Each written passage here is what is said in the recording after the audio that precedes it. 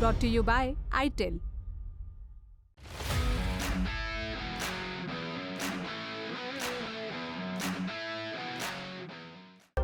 साल 1954 बृहस्पति वृषभ राशि में और सूर्य मकर राशि में था। ऐसी ग्रह दशा बनने पर कुंभ के लिए प्रयागराज को चुना जाता है। बताया जाता है कि इस साल जो योग बना था वो 108 साल बाद आता है। दूसरी खास बात ये थी कि देश की आज़ादी के बाद पहला कुंभ होने जा रहा था। नई सरकार और प्रशासन की साख का सवाल था। 1300 एकड़ में फैले इस मेले के उबड़ खाबड़ रास्तों को समतल किया जाने लगा। साफ सफाई हो रही थी, बिजली के नए खंभे लगाए जा रहे थे। आवाजाही को आसान बनाने के लिए संगम के करीब एक अस्थायी रेलवे स्टेशन भी बनाया गया और कुछ अस्पताल भी खोले गए ताकि अगर कोई अप्रिय घटना घटती है तो फौरी तौर पर मेडिकल फैसिलिटी वहां तक पहुंचाई जा सके। 14 जनवरी से 3 मार्च तक का यह मेला था। भीड़ पहले से ही इकट्ठा होने लगी थी।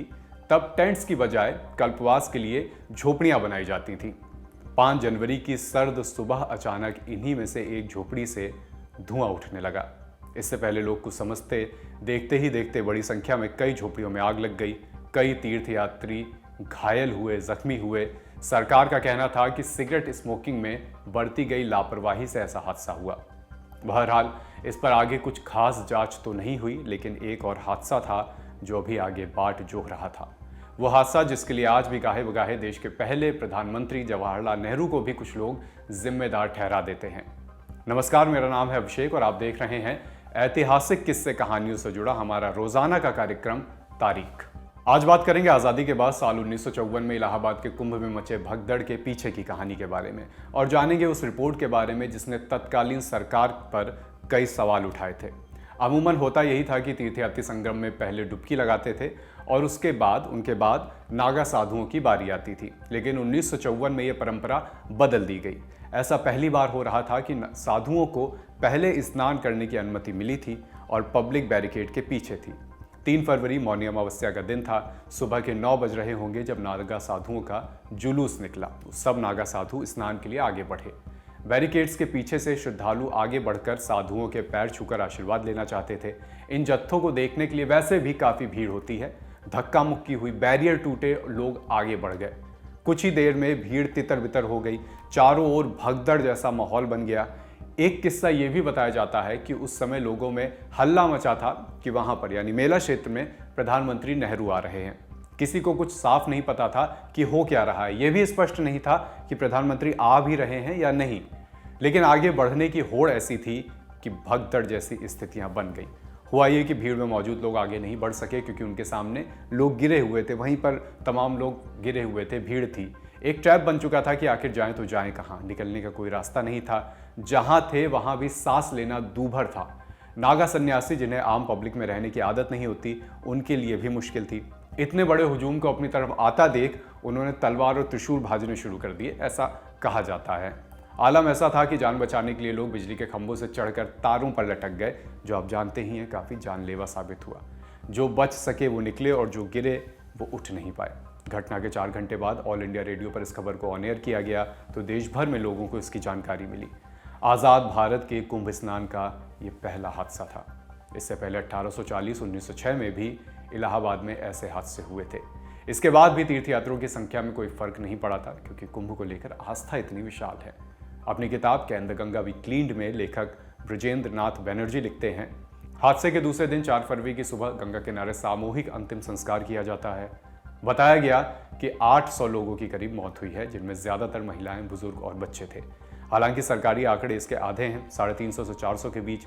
कुछ अनुमान ये भी कहते हैं कि हजारों की संख्या में मौतें हुई थी जिसे सरकार ने छिपाया था। इसके अलावा 3000 से अधिक लोगों के लापता होने की बात भी सामने आई। यह घटना 3 फरवरी मौनी अमावस्या के दिन हुई थी, यानी वो दिन जब स्नान के लिए बड़ा हुजूम कुंभ की ओर आता है, महाकुंभ में उमड़ता है।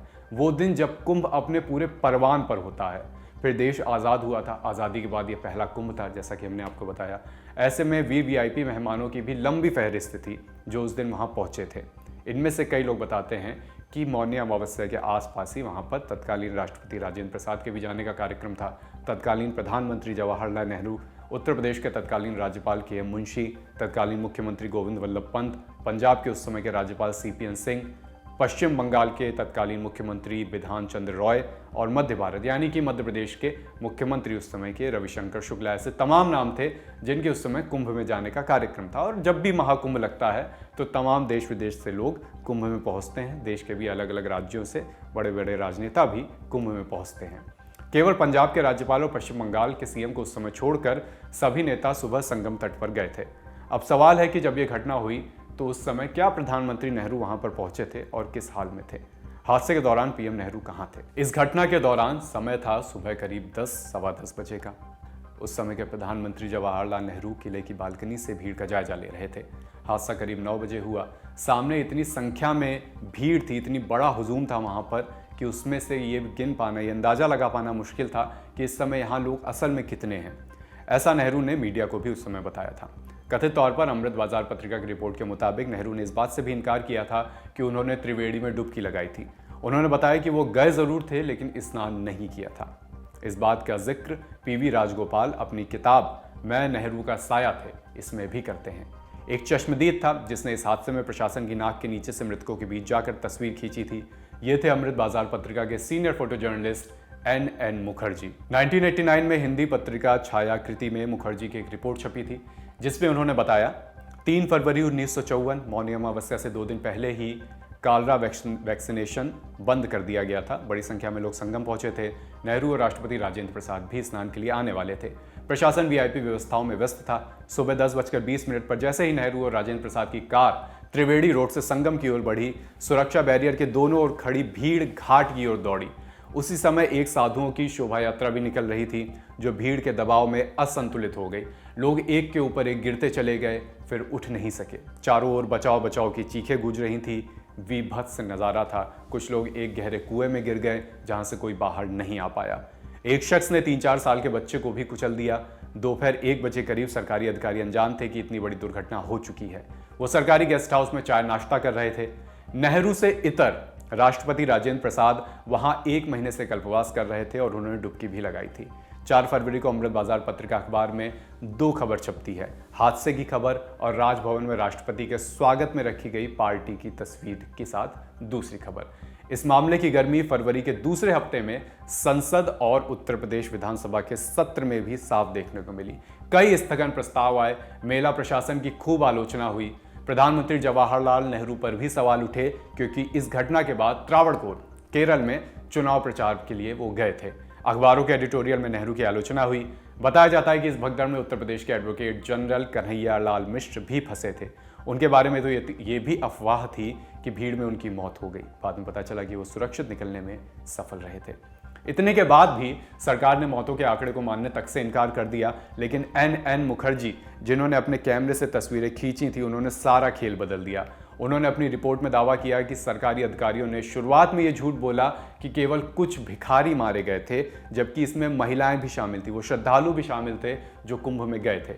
इस बात को गलत साबित करने के लिए वो हादसे के बाद दोबारा लोकेशन पर गए जहां किसी को जाने की इजाजत उस समय नहीं थी। लेकिन पुलिस से किसी तरह बचते बचाते वो आगे बढ़े, तस्वीरें खींची। उन्होंने कई जलते हुए शवों की तस्वीरें भी अपने कैमरे में कैद की थीं। अगले दिन जब ये तस्वीरें अखबार में छपी तो बताया जाता है कि उस समय के मुख्यमंत्री गोविंद वल्लभ पंत खासे नाराज हुए थे।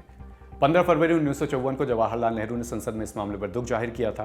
कहा था कि बहुत दुख की बात है कि जिस समारोह में इतनी बड़ी संख्या में लोग जुटे थे वहां ऐसी घटना हो गई, कई लोगों की जान गई। इस दुर्घटना के बाद प्रधानमंत्री नेहरू ने सुझाव दिया कि वीआईपी और राजनेताओं को कुंभ मेले में जाने से बचना चाहिए, खासकर शाही स्नान के समय।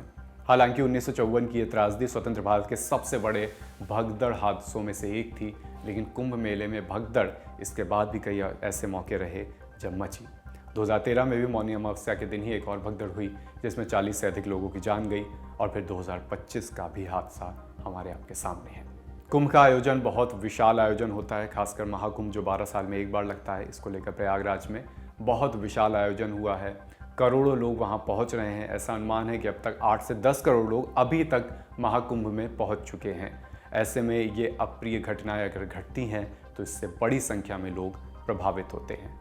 उम्मीद करते हैं कि प्रशासन और भी ज़्यादा चाक चौबंद व्यवस्थाएं महाकुंभ के लिए रखे, और ये भी उम्मीद करते हैं कि जो श्रद्धालु महाकुंभ में स्नान के लिए जा रहे हैं वो भी जिम्मेदारी के साथ ज़्यादा व्यवस्थित तरीके से अपना आना जाना और नहाना प्लान करें।